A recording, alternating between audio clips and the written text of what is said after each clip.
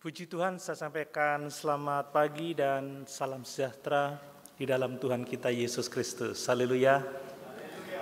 Senantiasa kita bersyukur kepada Tuhan sebab keselamatan yang sudah Dia anugerahkan kepada kita, juga pemeliharaannya yang sangat ajaib bagi kita. Selama kita menumpang di dunia ini, kita dipelihara dalam kekuatan Allah yang besar, sehingga dalam keadaan apapun juga kita dapat berani menghadapi hidup ini. Amin. Kita mau jadi efektif untuk Tuhan, sebab roh yang dianugerahkan kepada kita adalah roh yang membangkitkan keberanian. Mari pagi ini kita akan belajar lagi dari firman Tuhan. Saya akan masih melanjutkan khotbah saya minggu yang lalu. Dan untuk itu mari kita membaca bersama-sama di dalam Efesus pasal 5 ayat 25 sampai ayat yang ke-27 saja.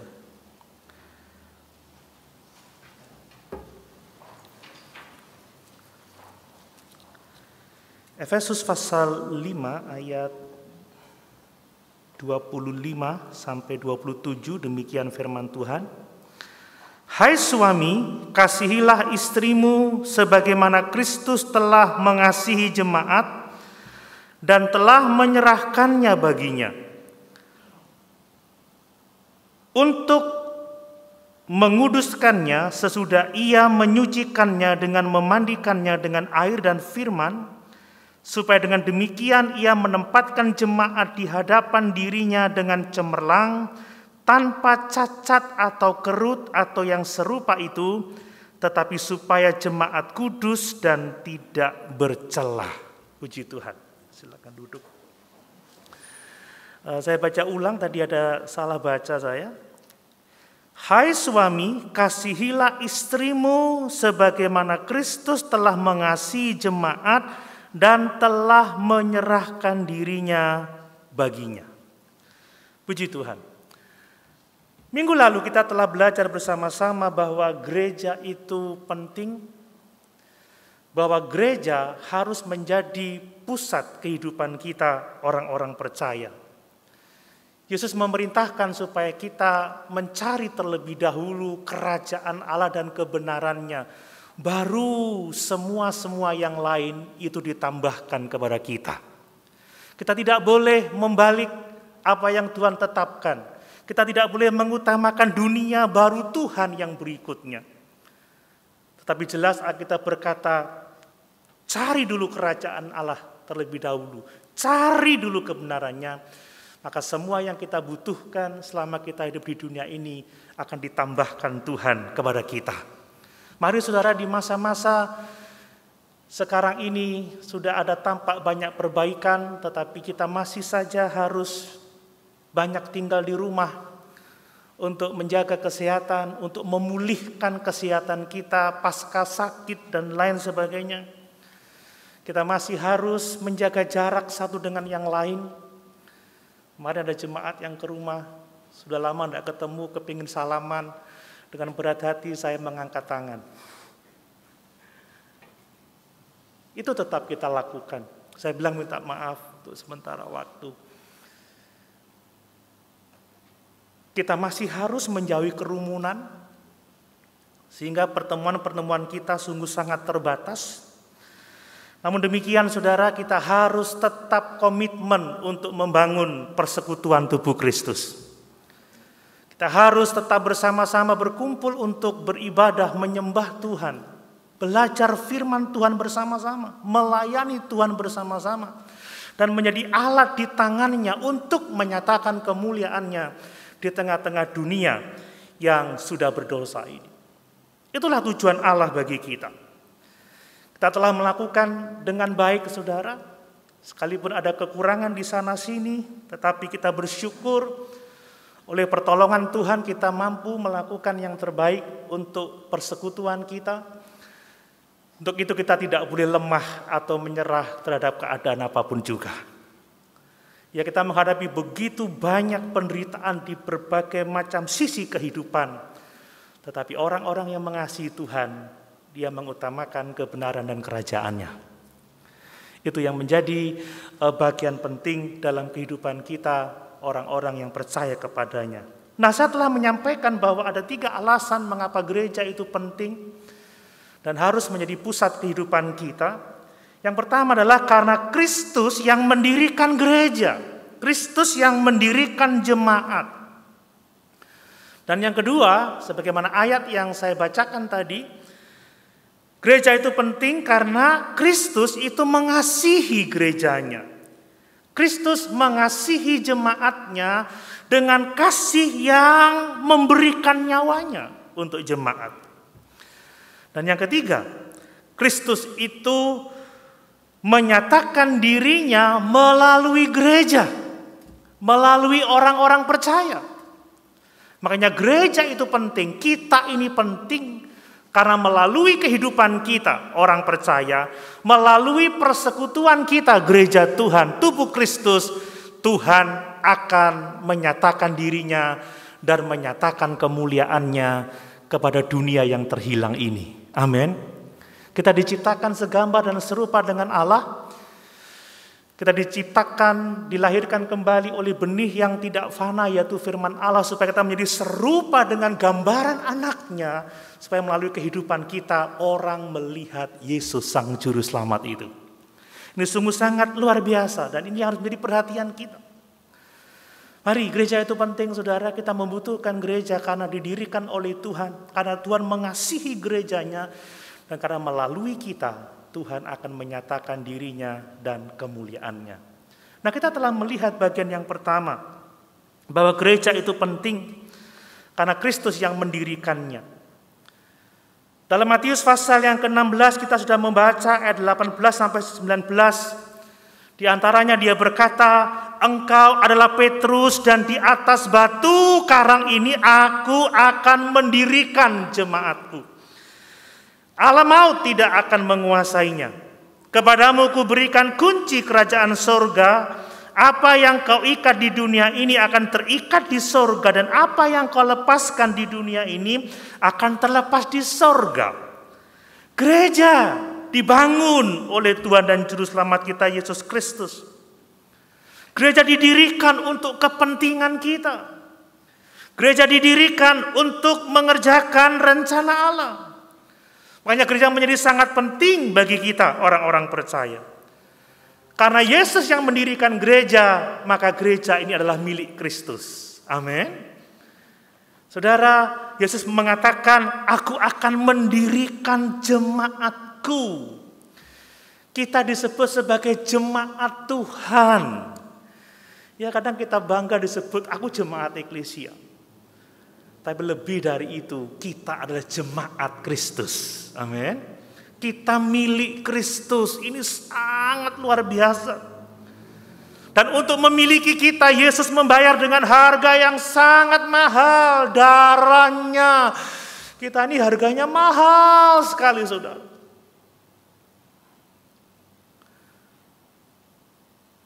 Darah Yesus yang sangat mahal itu. Darah anak domba yang tak bercacat celah itu. Betapa berharganya kita ini di mata Tuhan. Dan bahwa kita telah menjadi miliknya secara pribadi, secara khusus, secara eksklusif, saya katakan, saudara. Saya berharap kita semua punya pikiran dan perasaan betapa berharganya kita menjadi milik Tuhan. Amin, saudara. Mungkin tidak ada punya dasar harga diri yang lain di dunia ini. Kita menderita, kita nggak seperti orang-orang lain yang hebat-hebat di dunia ini. Tapi dasar harga diri yang paling benar adalah bahwa kita menjadi milik Tuhan. Itu udah segala-galanya, saudara. Langit dan bumi akan lenyap. Dengan menjadi milik Tuhan, kita akan menjadi kekal untuk selama-lamanya. Ini yang harus kita syukuri. Karena gereja didirikan oleh Kristus, gereja dibangun di atas dasar iman yang benar. Iman bahwa Yesus itu adalah Mesias. Tidak ada juru selamat lain selain Yesus. Dan hanya dengan menjadi tubuh Kristus kita akan memiliki keselamatan itu. Dibangun di atas dasar Yesus, anak Allah yang hidup. Allah sendiri, pribadi kedua dari kealahan kita. Dialah batu karang yang di atasnya kita dibangun menjadi bangunan Allah, tempat kediaman Allah. Betapa pentingnya gereja itu dan betapa pentingnya kita komitmen pada gerejanya. Karena hanya gereja yang akan mewarisi kehidupan yang kekal. Dan karena gereja didirikan oleh Yesus Kristus, maka gereja diberi otoritas untuk memberitakan satu-satunya jalan keselamatan, yaitu percaya kepada Yesus yang telah mati dan bangkit untuk menjadi tebusan bagi banyak orang. Amin. Hanya kita yang punya otoritas itu, Saudara. Petrus mewakili para rasul, ya, bahwa merekalah yang punya otoritas untuk memberitakan Injil, dan kita gereja Tuhan sekarang kita diberi kuasa untuk mengikat dan melepaskan. Kalau kita mengatakan orang percaya Yesus dia selamat, maka dia akan selamat. Kalau orang menolak Yesus, kita katakan tidak selamat, maka dia tidak selamat. Karena memang kita diberi kuasa untuk memberitakan jalan keselamatan itu. Dan karena Kristus yang mendirikan gereja, Saudara, Dia akan datang kembali menjemput kita. Amin. Dia akan menjemput kita. Dan kita akan hidup selama-lamanya bersama Dia dalam kekekalan. Bapak Ibu Saudara sekalian, tidak ada yang pasti selain kematian, dan kita semua tidak tahu kapan kita akan mati. Tetapi sebagai tubuh Kristus, sebagai orang-orang percaya, umat ketebusannya, kita akan hidup kekal bersama-sama dengan Tuhan di dalam kerajaannya. Amin. Nah, sekarang Saudara, pada bagian yang kedua ini kita akan melihat kenapa gereja itu penting dan menjadi pusat kehidupan kita, sebab Kristus mengasihi jemaatnya. Kristus mengasihi gerejanya.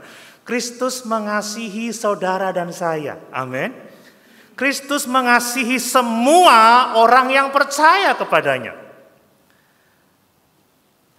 Nah, Paulus pada waktu dia berbicara tentang kasih Kristus, dia menggambarkan hubungan suami istri sebagai hubungan Kristus dan jemaat. Hai suami, kasihilah istrimu sebagaimana Kristus telah mengasihi jemaat dan telah menyerahkan dirinya baginya untuk menguduskannya sesudah ia menyucikannya dengan memandikannya dengan air dan firman. Ayat 28, demikian juga suami harus mengasihi istrinya sama seperti tubuhnya sendiri. Siapa yang mengasihi istrinya, mengasihi dirinya sendiri.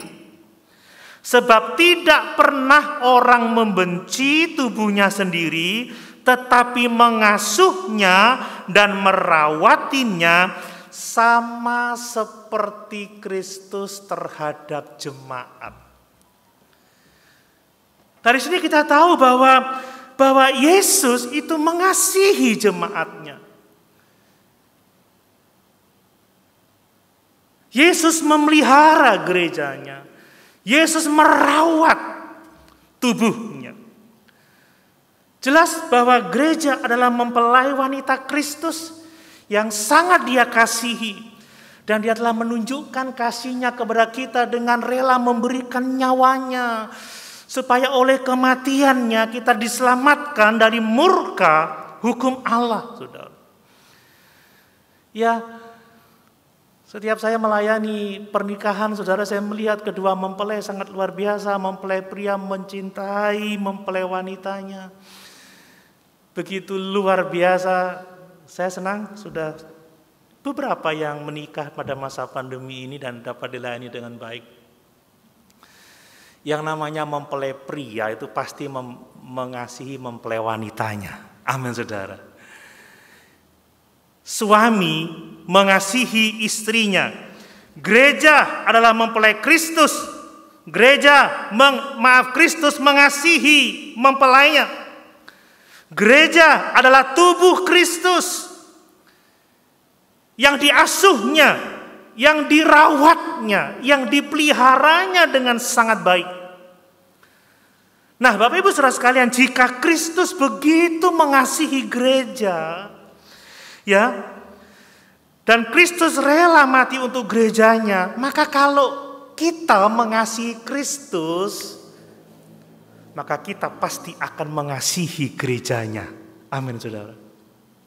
Amin.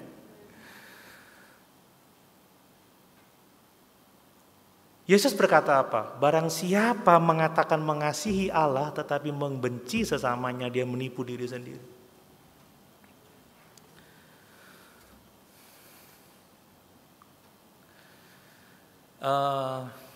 Beberapa pengerja di GBC, mahasiswa mengasihi saya tentunya, maka dia mengasihi apa-apa yang saya kasihi. Anggrek saya dirawat juga sama mereka. Kalau tamannya rumput sudah mulai tumbuh, mulai dicabut sama mereka. Kalau dia mengasihi saya, tidak mungkin dia akan metik anggrek sembarangan. Om Dani.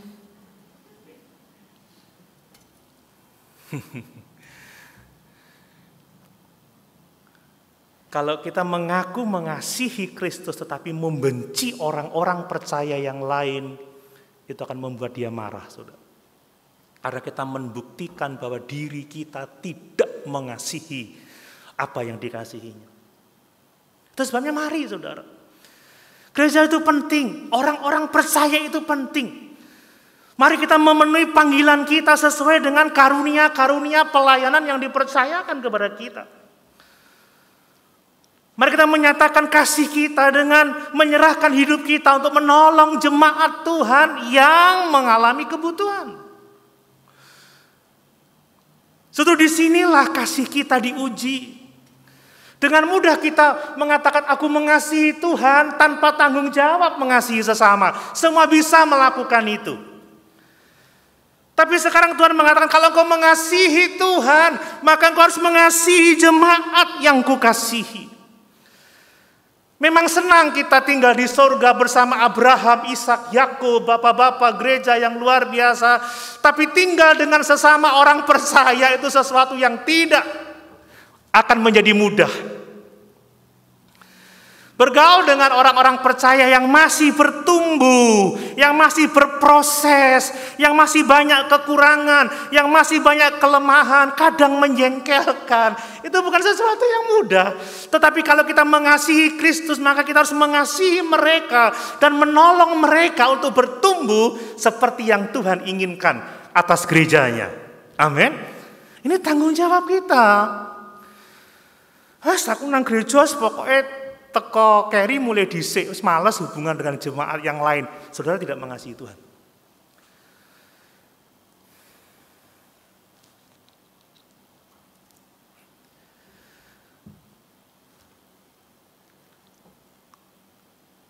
Ini sesuatu yang harus kita praktekkan, saudara ya. Ya memang kita sekarang masih susah ya, Ibu Gembala aja udah mengatakan, aku dada-dada di depan ya. Ya sementara, saudara.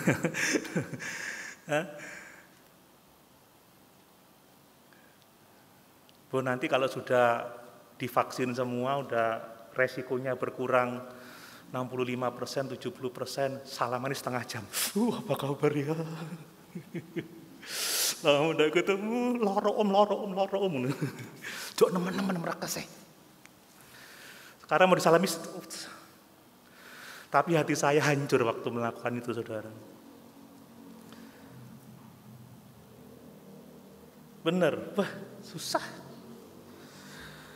Nah, saudara, kalau gereja adalah mempelai Kristus, kalau gereja adalah tubuhnya, dan kalau kita mengasihi Kristus, maka kita harus mengasihi tubuhnya. Dengan kasih yang rela berkorban. Dengan kasih yang tidak egois. Kasih seperti yang Kristus nyatakan kepada kita. Dalam Yohanes pasal yang ke-15 ayat 34-35 Yesus katakan, kasihilah sesamamu orang percaya dengan kasih seperti yang aku berikan kepadamu. Ini adalah masa-masa di mana kita ditantang, diuji untuk benar-benar membuktikan sejauh mana kasih kita kepada Kristus. Nah, hanya satu yang bisa membuktikan kasih kita kepada Kristus, kalau kita mengasihi tubuhnya.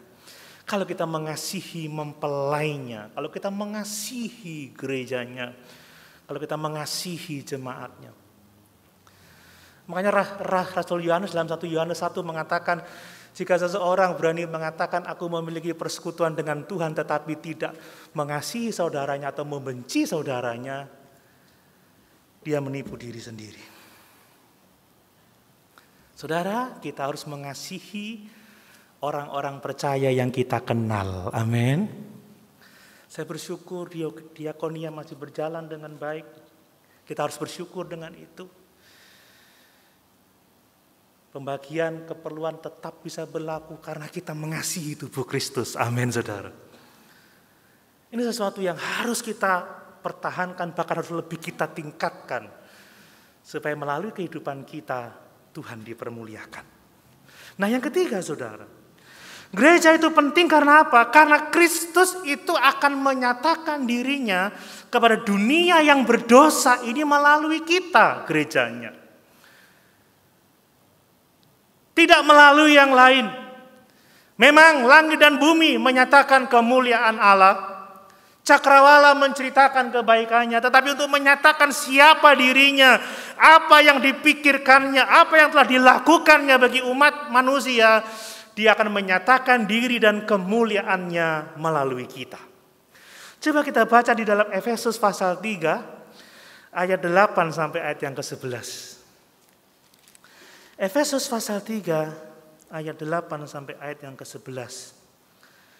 Demikian firman Tuhan. Kepadaku yang paling hina di antara segala orang kudus, telah dianugerahkan kasih karunia ini untuk memberitakan kepada orang-orang bukan Yahudi kekayaan Kristus yang tidak terduga itu. Dan untuk menyatakan apa isinya tugas penyelenggaraan rahasia yang telah berabad-abad tersembunyi dalam Allah yang menciptakan segala sesuatu.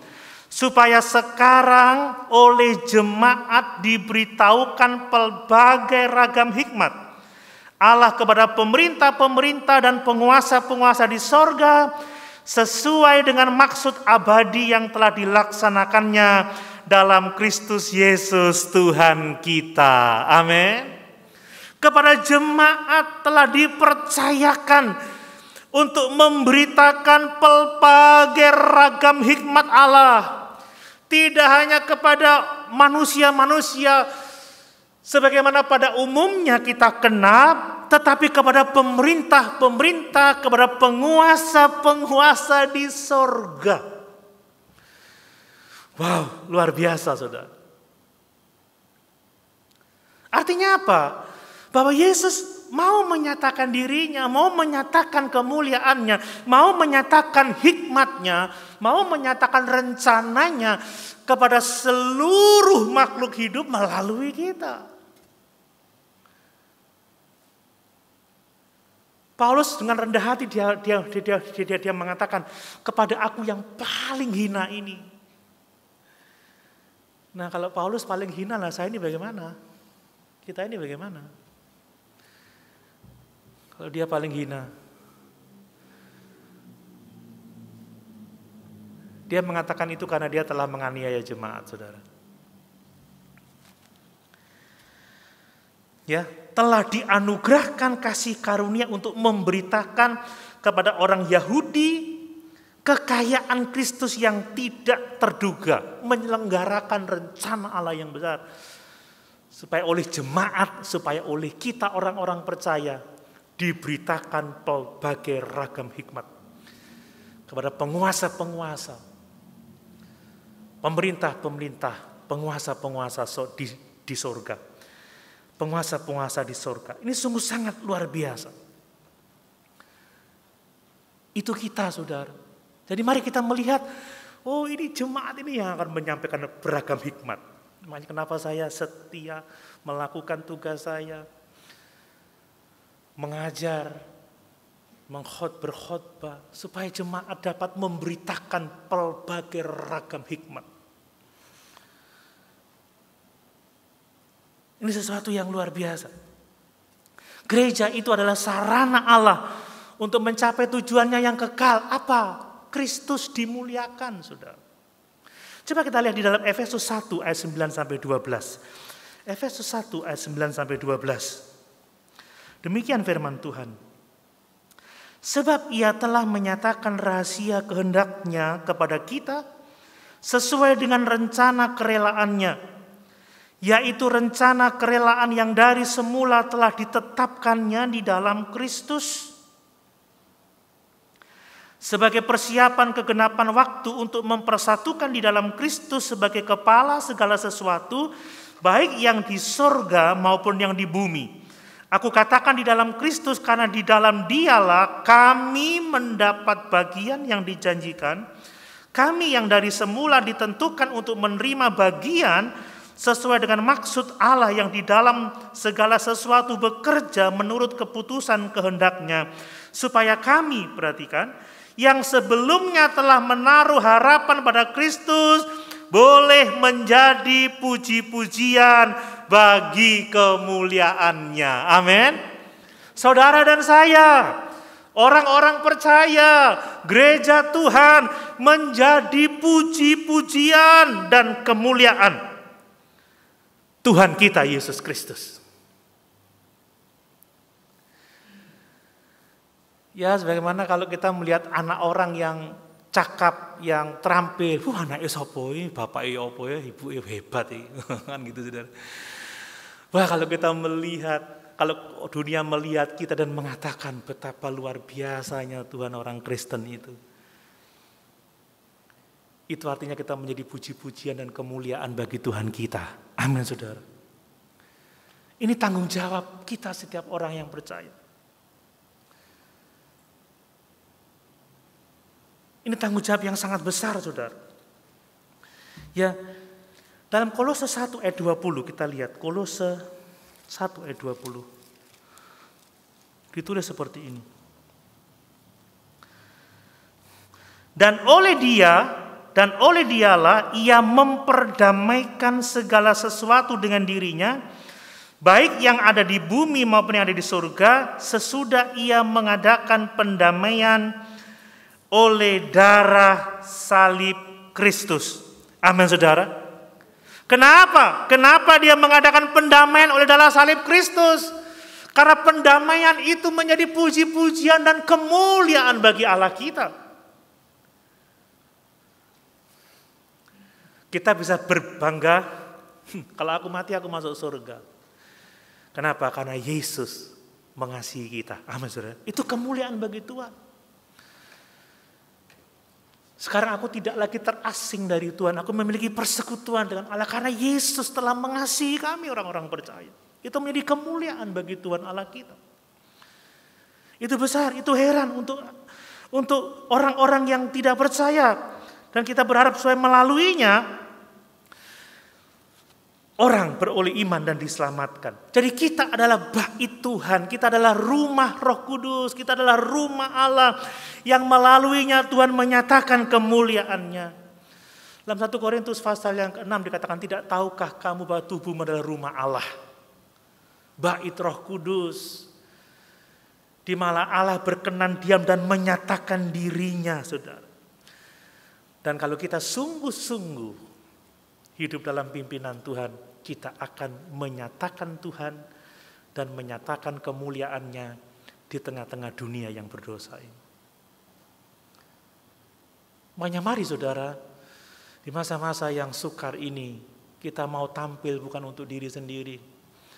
Kita mau tampil karena memang Kristus memanggil kita untuk memuliakan Dia.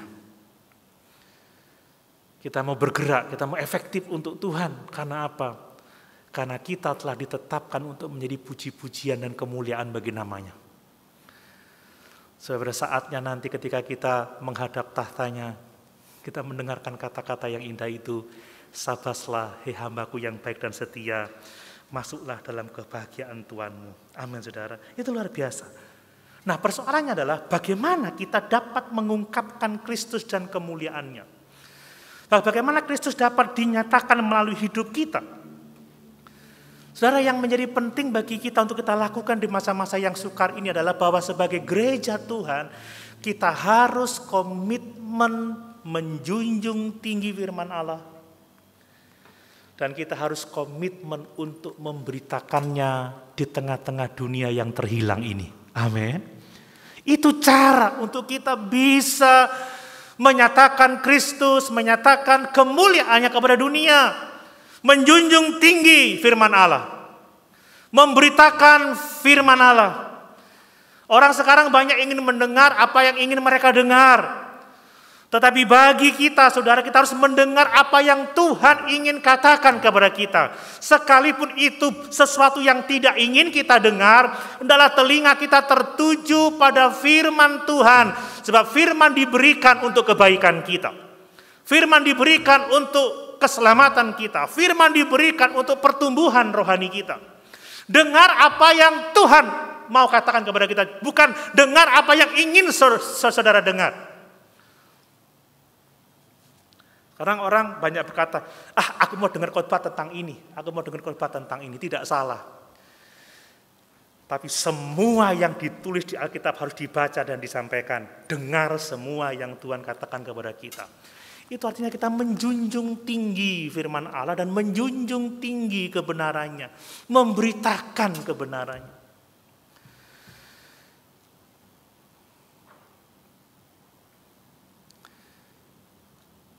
Ya memang kalau gini enak kita kalau dengar khotbah asik bagaimana sukses pada masa pandemi dan lain sebagainya.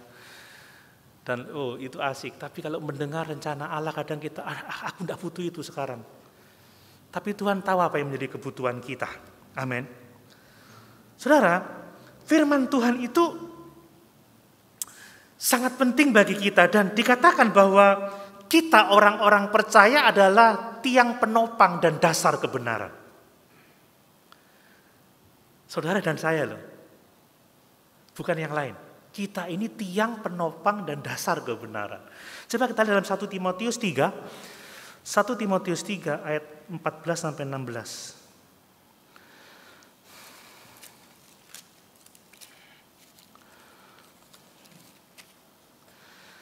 Semuanya ini kutuliskan kepadamu walaupun kuharap segera dapat mengunjungi engkau.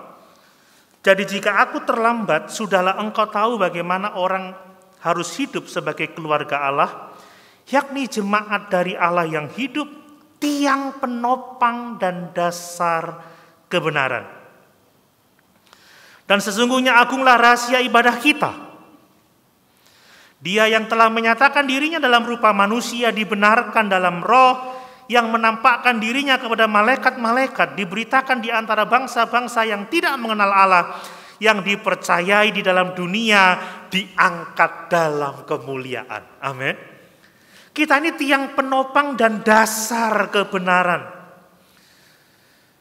Ibadah kita adalah memberitakan Yesus, Sang Firman yang menjadi manusia, yang untuk seketika waktu dijadikan lebih rendah dari malaikat-malaikat, yang memberikan nyawanya untuk kita tetapi dibangkitkan dan menerima kemuliaan untuk selama-lamanya.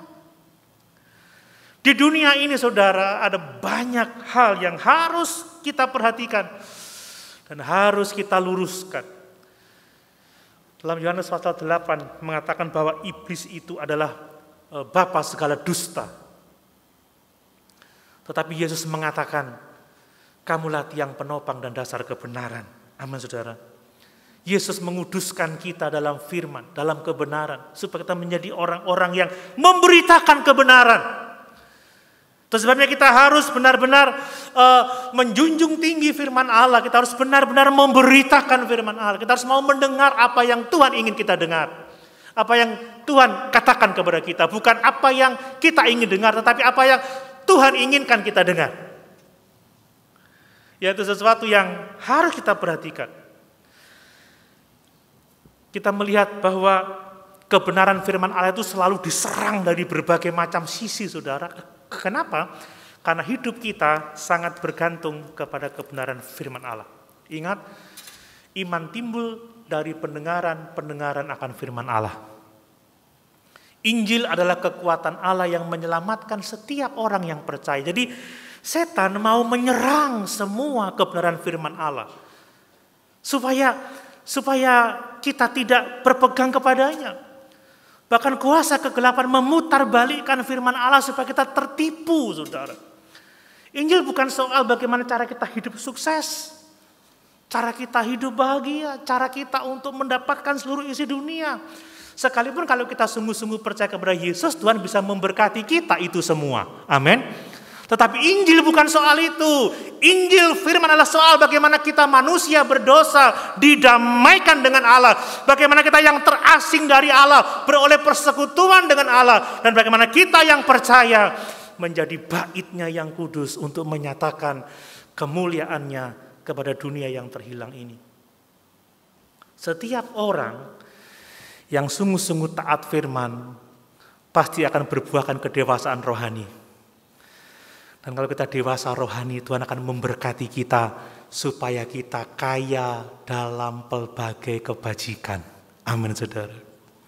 Amin. Supaya kita kaya dalam pelbagai kebajikan. Semua orang bisa kaya materi, tapi tidak semua orang kaya dalam pelbagai kebajikan. Kalau kita dapat dipercaya oleh Tuhan, akan dibuat kaya.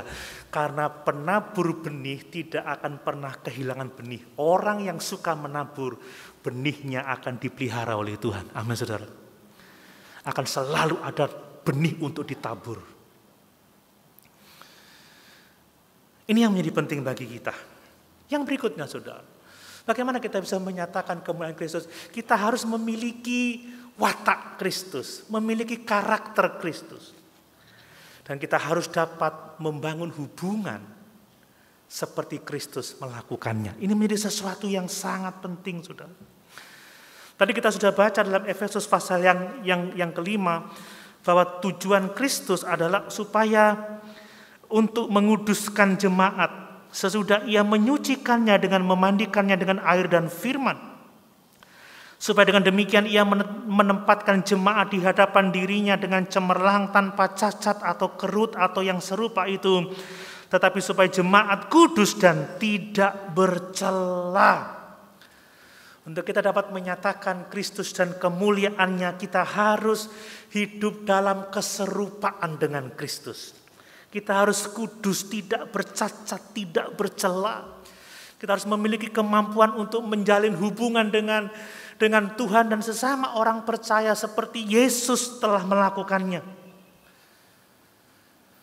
Dan saya pikir, saudara, tempat pertama untuk kita memiliki karakter Kristus dan cara-cara dia berhubungan dengan orang lain adalah dalam keluarga kita. Suami harus mengasihi istrinya. Istri harus menghormati suaminya. Ini tempat kita berlatih, tempat kita diperlengkapi untuk menjadi seperti Yesus. Orang tua harus mengasihi anak-anaknya. Mengajarnya dalam ajaran dan nasihat Tuhan. Anak-anak harus menghormati orang tuanya. Saudara bersaudara harus rukun di dalam Tuhan. Di masa pandemi ini ada banyak kesulitan. Ya, ada banyak yang bilang enak lek arek-arek sekolah gak ngurusi sekolah, sekarang ini ngurusi Zoom-nya, ngurusi ini itu, suami lebih banyak di rumah, lebih banyak masak. Tapi itu adalah tempat di mana kita belajar untuk menjadi seperti Yesus. Amin. Ya, ini tempat Tuhan membentuk kita. Dan tempat yang kedua yang penting adalah apa? Gereja, saudara. Gereja, tempat kita bertumbuh bersama-sama. Gereja tempat kita belajar bersama-sama. Gereja tempat kita saling memperhatikan. Gereja tempat kita bersama-sama melayani Tuhan. Ayat penutup Yohanes 13, tadi sudah saya sempat singgung. Yohanes pasal 13, ayat yang ke-34 dan 35. Aku memberikan perintah baru kepada kamu, yaitu supaya kamu saling mengasihi. Sama seperti aku telah mengasihi kamu, demikian pula kamu harus saling mengasihi. Dengan demikian semua orang akan tahu bahwa kamu adalah murid-muridku, yaitu jika kalau kamu saling mengasihi. Amin. Gereja tempat kita belajar menjadi serupa dengan Yesus dalam karakter dan relasi kita dengan pihak-pihak yang lain. Di gereja kita saling mengasihi dengan kasih Kristus. Di gereja kita bertumbuh. Dan kalau kita bertumbuh, maka Tuhan dapat menyatakan diri dan kemuliaannya melalui kita. Saudara, tetap solid di dalam Tuhan. Amin. Kita tetap terus berjaga-jaga. Jangan menjadi lemah. Mungkin keadaan bisa menjadi semakin sukar. Tapi jangan kehilangan komitmen kita pada tubuh Kristus. Sebab gereja didirikan oleh Tuhan. Sebab Tuhan mengasihi gerejanya. Dan melalui gerejanya Tuhan akan menyatakan diri dan kemuliaannya. Amin. Mari sama-sama kita